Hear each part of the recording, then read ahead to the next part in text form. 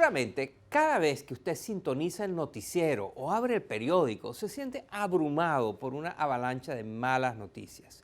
Guerras, terrorismo, miles de refugiados desesperados tratando de llegar a Europa, revueltas raciales en Estados Unidos, brutales carteles criminales que asesinan gente inocente en Centroamérica, en otras partes.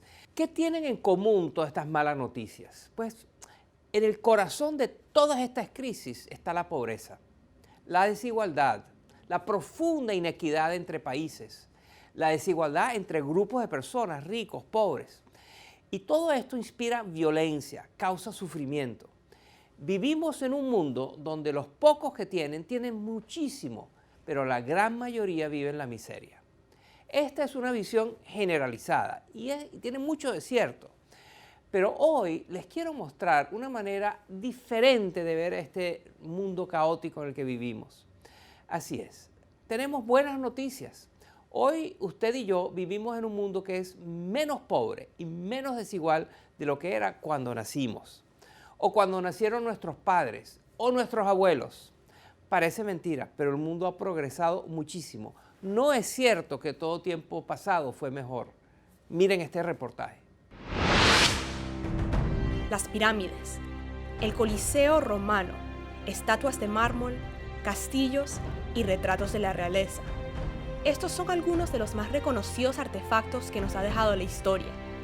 Viendo estas reliquias, es fácil idealizar el pasado, pero a pesar del lujo que reflejan, la realidad de nuestros ancestros era muy diferente.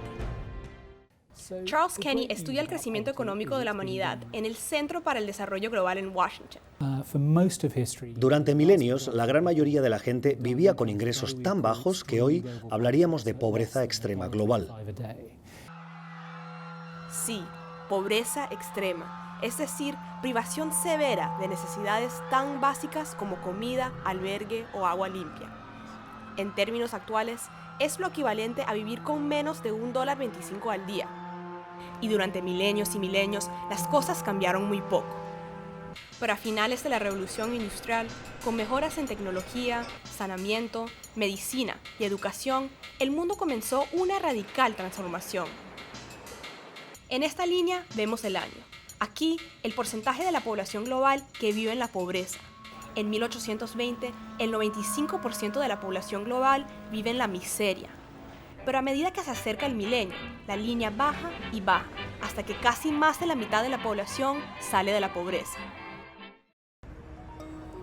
Pero ni los políticos ni los diplomáticos, conocidos por su optimismo desmedido y sus promesas sin cumplir, podrían imaginarse lo que vendría. En septiembre del 2000, los países miembros de las Naciones Unidas se reunieron en Nueva York para fijar los objetivos de desarrollo del milenio. Entre ellos, reducir a la mitad la pobreza para el 2015. Aunque parecía imposible, la humanidad lo logró antes de tiempo. Para el año 2010, las tasas de pobreza ya habían llegado a su punto más bajo en la historia, solo el 22% de la población. Esto es un logro sin precedentes. En los últimos 20 años, más de 1.000 millones de personas han salido de la pobreza. En solo 20 años, hubo más progreso que en los últimos 500 años. El crecimiento económico ha resultado en una mayor desigualdad entre países y también en la disminución de la pobreza alrededor del mundo. Más padres envían a sus hijos a la escuela. Los políticos toman decisiones acertadas para resolver problemas de inflación o para implementar políticas industriales. Y la globalización y el volumen de comercio ha aumentado de manera exponencial en todo el mundo.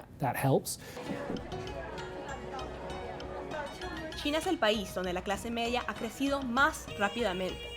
En 1980, el 84% de la población vivía en pobreza extrema. Para el 2013 se redujo al 10%. América Latina no se ha quedado atrás. En 2011, el número de personas de clase media había superado el número de pobres en Brasil, Chile, Uruguay y Argentina. Países como México y Brasil, donde el hambre era un problema crónico, ahora enfrentan un mal de primer mundo, la obesidad. De hecho, México ahora supera a los Estados Unidos como el país más gordo del hemisferio occidental.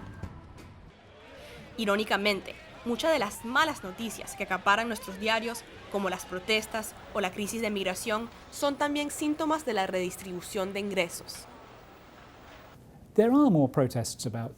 Hay cada vez más protestas en todo el mundo por cuestiones como el transporte y la educación. Son síntomas de una creciente clase media que tiene más demandas para sus gobiernos.